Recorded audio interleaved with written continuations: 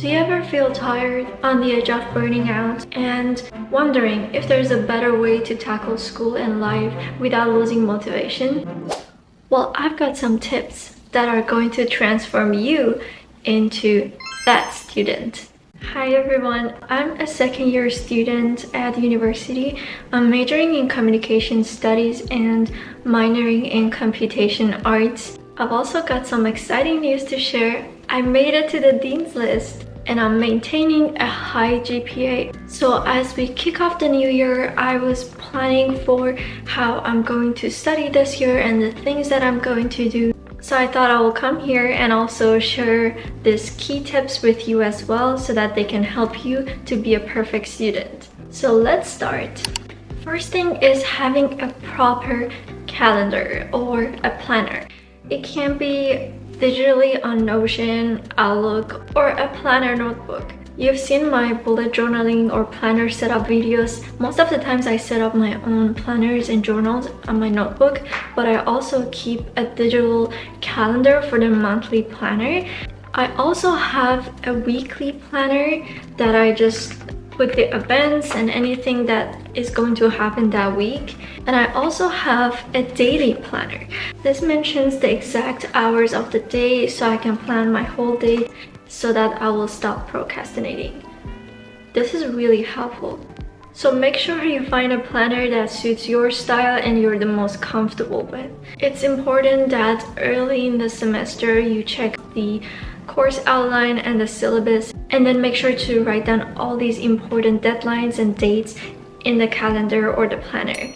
Trust me, you're not going to remember all those dates at the top of your head. You need to write them down somewhere. This will be your secret weapon against the end of semester stress. Which brings me to my next point, early assignments planning. Now let's talk about getting a head start on those assignments. Speaking of deadlines and end of semester stress and assignments, starting early and planning early is the key. Some assignments aren't just the type of assignment that you can tackle the night before the deadline. If you want to stand out and show your full potential in your assignments, then you need to start brainstorming and planning and work on them in advance. Plus, you never know what's going to come up later in that semester.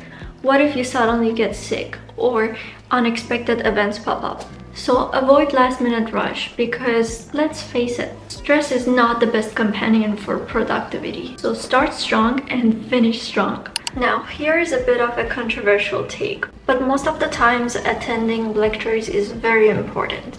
Based on my experience, not only it saves you time when studying, it also can boost your GPA because most of the classes have a certain percentage for attendance and participation in the class and in the lectures. So it can give your GPA a healthy boost. I get it, sometimes you feel like you can just read the slides and understand the lectures on your own. But believe me, most of the times that's not the case. I feel like when I'm in the class, I understand better and I can ask questions. I can see other people asking questions. So make it a habit to just attend every class and participate, even if it's just asking one simple question or staying at the office hours. This will not only help you to understand the topic better and save you time when preparing for the exam, it will also boost your grade and the professors will remember the effort that you put to show up to their classes and staying at the office hours.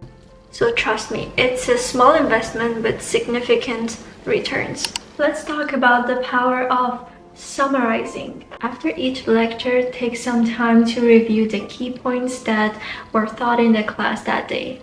It's a simple yet effective way to reinforce the information that you just learned and stay on top of your game. Personally, I used to go over my notes and readings while I was on the shuttle bus and I was going back home from university. And I would do my exercises on the same day, and if I cannot really do that on the same day, I would do it the next day, but not later than that. So this method helped to stick the new information in my mind better and make studying more efficient and effective. Tap into university's resources. Workshops, tutoring centers, and essay writing helps All of these are there for a reason. Believe it or not, some students are not even aware that these services exist in university.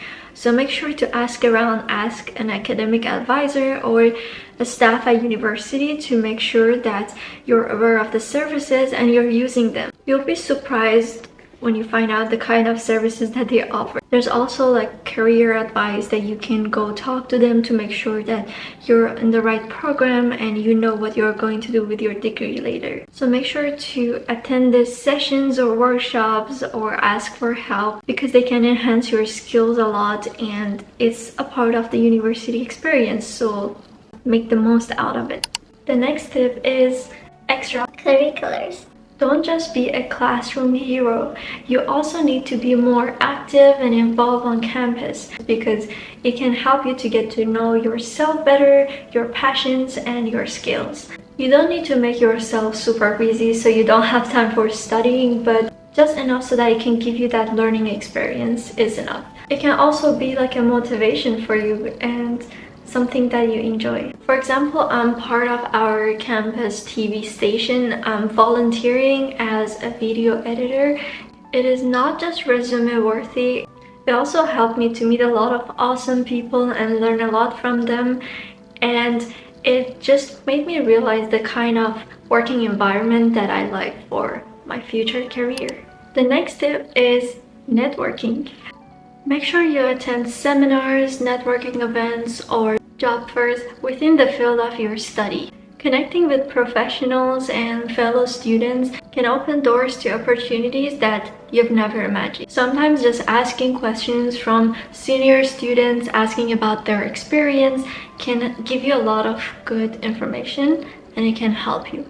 So building a strong connection and network is just as important as acing your exam. Speaking of personal experience, I've had the chance to meet a lot of successful individuals through these networking events. I'm an introvert and sometimes it can be difficult for me to go to these events alone.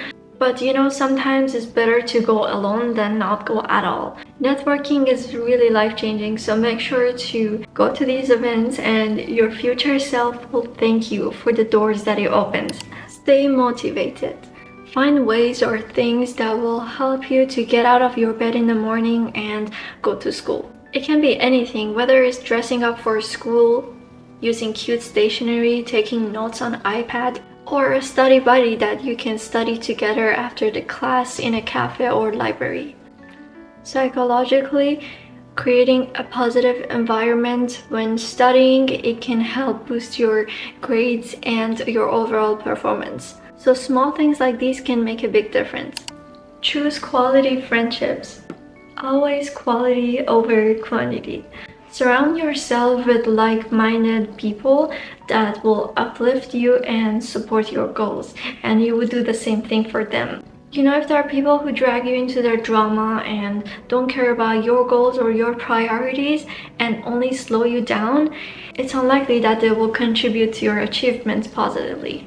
So remember, a few of good, genuine friends that really care about your well-being and your goals and always root for you are more valuable than a crowd of drama. Keeping your circle positive contributes to a healthier and more focused academic journey. But it doesn't mean that your friends need to have high grades. It just means that they support your goals and you do the same for them. Taking care of your mental health is non-negotiable. If you need a break, take it. Remember that a healthy mind is essential for academic success. So make sure to add some self-care in your daily routine, even if it's taking a walk or doing a simple meditation at home or simply doing nothing. Don't feel guilty about it. Sometimes the hustle culture makes us think that we need to be doing things all the time. But doing nothing can also help you later to be more productive and focused. Also, here is a reminder that most of the universities have mental health support, and if you need help, if you need to speak to a professional, make sure to reach out to them. And most of the times it's free for students. That's all for my tips, guys. Just remember that these are based on my experience and it can be different for everyone because we're all unique. So feel free to share your tips and insights with the others in the comments as well. And don't forget to give this video a thumbs up and subscribe.